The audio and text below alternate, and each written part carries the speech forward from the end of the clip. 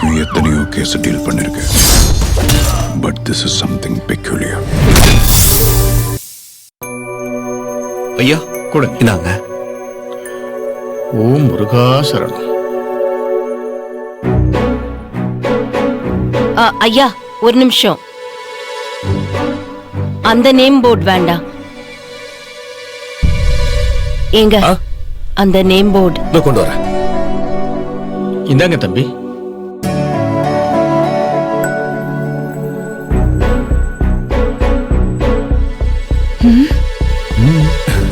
செல்வா கொடுங்க. இந்தாங்க. வேலவா சரணம்.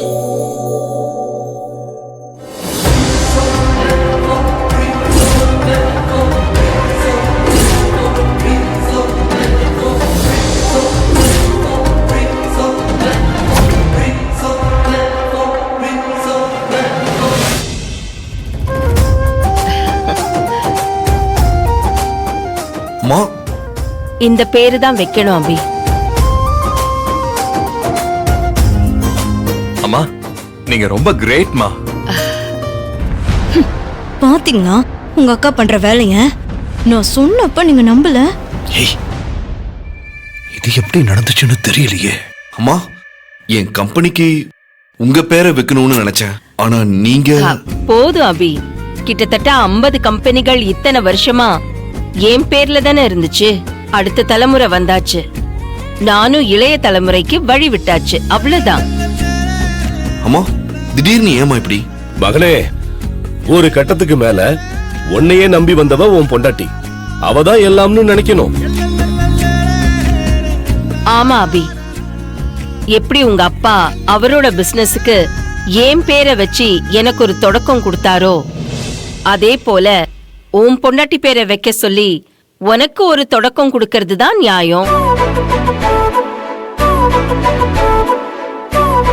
அர்ஜுன பாரு, அவன் என் பேரை வைக்கலையே. புத்திசாலித்தனமா அவன் பொண்டாட்டியோட பேரு சத்யாவை தானே வச்சிருக்கான். ஏன் அதுல ஏதாச்சும் தப்பா? ஏன் அப்படி சொல்றீங்க? இல்ல சத்யா, நான் இது சாதாரணமா தானே சொன்னேன். அப்படியா? நீங்க ஏதோ மன வருத்தத்துல குறையா சொன்ன மாதிரி இருந்துச்சு. சே, நான் அப்படிலாம் சொல்லலம்மா. அர்ஜுன் உன் பேரை வச்ச மாதிரி நீ தேவி பேரை வைக்கணும்னு அபி கிட்ட சொல்லிக்கிட்டு இருக்க. அவ்வளவுதான். அத்தை, இத நீங்க மனப்பூர்வமா செய்றீங்களா இல்ல அர்ஜுன் ஏன் பேரை கம்பெனிக்கு வச்சுட்டாருன்னு அந்த வருத்தத்துல அபி மாமாவோட கம்பெனி பேரை மாத்தி தேவி அக்கா பேரை வைக்க சொல்றீங்களா அத்தை? சத்யா, என்னாச்சுமா உனக்கு? நான் யதார்த்தமா பேசிட்டு இருக்கேம்மா. அத்தை, நானும் யதார்த்தமா தான் கேக்குறேன். நீங்க ஒன்னும் தப்பா எடுத்துக்காதீங்க. இத்தனை நாள் தேவி அக்கா உங்களுக்கு ஆகாத மருமகளா இருந்தாங்க. இன்னைக்கு திடீர்னு அவங்க மேல அன்பு அதிகமாகி புதுசா ஆரம்பிக்கிற கம்பெனிக்கு அவங்க பேரை வைக்கிற அளவுக்கு போயிட்டீங்களே.